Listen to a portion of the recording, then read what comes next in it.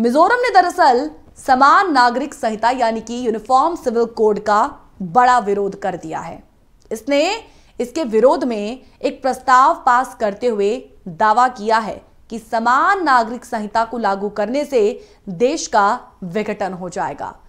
मिजोरम के गृह मंत्री लालचामलियाना ने देश में यूसीसी को लागू करने के किसी भी कदम का विरोध किया और विधानसभा में एक प्रस्ताव पेश किया और राज्य में मिजोरम नेशनल फ्रंट सरकार के गृह मंत्री द्वारा पेश किए गए इस प्रस्ताव को सदन ने सर्वसम्मति से एक्सेप्ट कर लिया है। आपको ग्राफिक्स टेक्स्ट के माध्यम से इसको लेकर एक जानकारी भी हम आपके सामने रखना चाहेंगे, जिसको लेकर सवाल वो भी जुड़े होंगे जो पूछे जाते हैं। भारत में भी भारत का हर आम नागरिक और सरकारें भी, विपक्षी, सत्ता पक्ष, विपक्ष सब पूछते हैं जब यूनिफॉर्म सिविल कोड की बात आती है।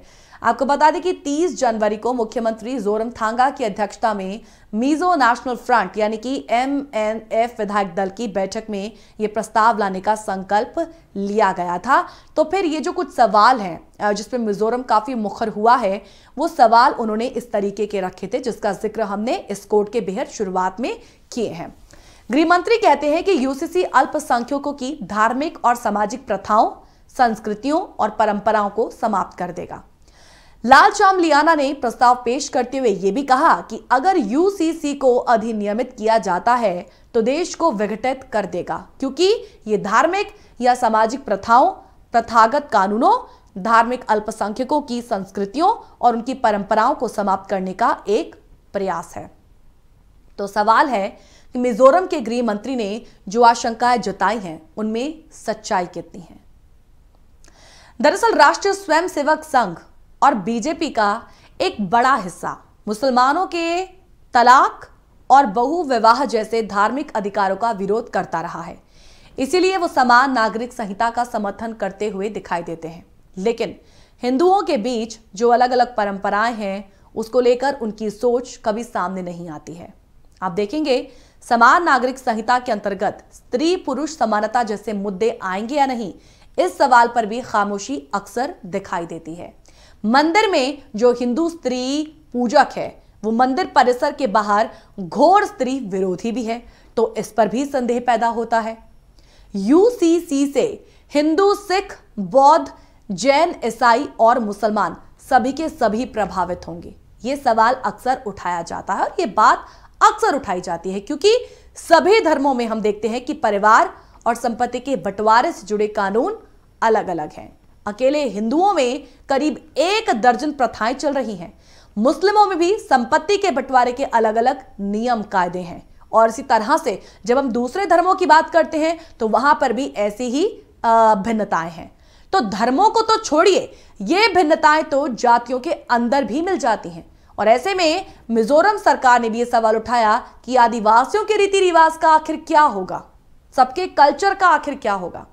ऐसी भिन्नताओं के चलते ही आजादी के बाद से अब तक यूसीसी लाना संभव नहीं हो सका, चाहे प्रधानमंत्री बात करें, चाहे गृह मंत्री बात करें या फिर सत्ता पक्ष का कोई भी बड़ा नेता इस पर बात क्यों ना करे।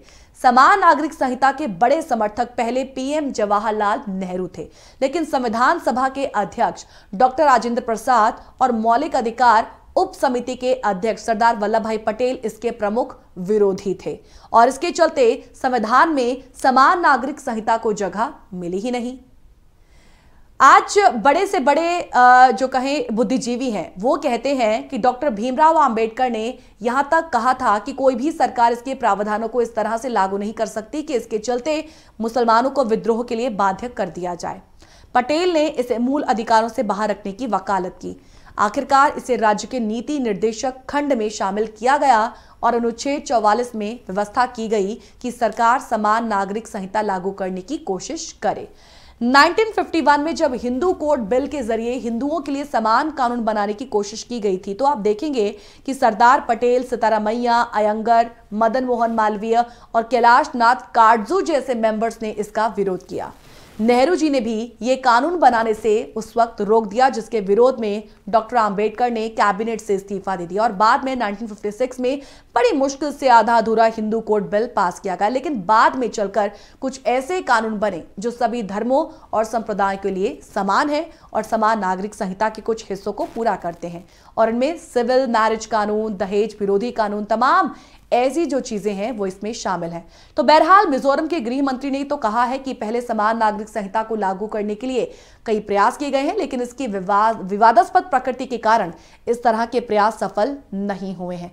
तो ऐसे में अब फिलहाल इसके खिलाफ एक प्रस्ताव ला दिया गया है और प्रस्तावित कानून का उद्देश्य माइनॉरिटीज की धार्मिक सामाजिक प्रथाओं, प्रथागत कानूनों, उनकी संस्कृतियों, परंपराओं को हाशिए पर या समाप्त करके देश में एक समान कोड लागू करना है। अब देखना है कि उनका ये जो कहा गया नो है, इसका असर किस तरीके का रहने वाला है और इस पर खासकर सरकार के जो बड़े मंत्री हैं वो क्या कहेंगे।